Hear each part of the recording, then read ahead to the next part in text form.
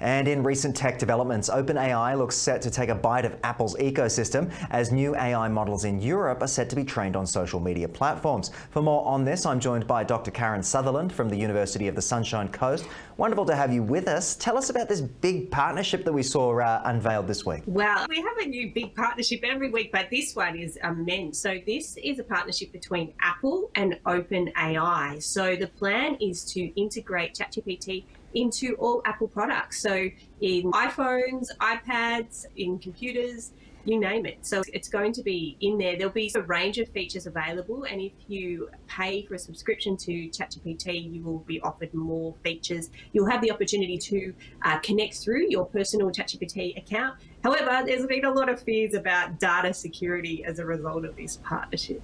Okay, so I'm curious to know what Elon Musk came out with when we talk about the partnership issues that we saw. He was talking about a blanket ban, I believe, on the applications on his platforms, or vice versa.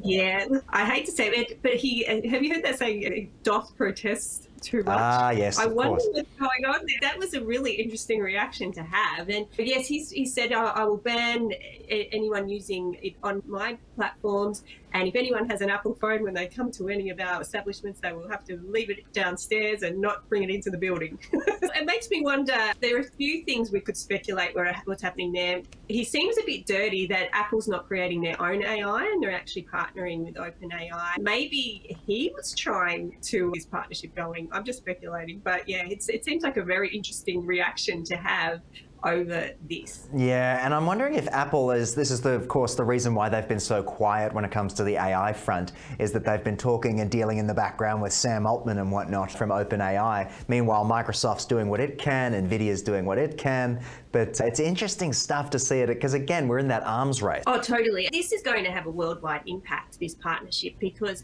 1.46 billion people have an iPhone. That's not including other Apple products. So they have a 21.67% share of the smartphone market. So that's a lot. So that's like a fifth of people will have this connection. And it means that people will be able to access ChatGPT without actually having a ChatGPT account. So it'll be integrated in through Siri and other features as well to help people to organize and structure their appointments, all sorts of things. Like I can't even begin to imagine the sorts of features and assistance it's going to have with this partnership. Yeah, we've come a long way from the BlackBerry, haven't we? But let's talk a bit about Meta's AI training using social media posts from Europe. This is an interesting one because they generally don't speak about where they're training their AI from. What have you witnessed?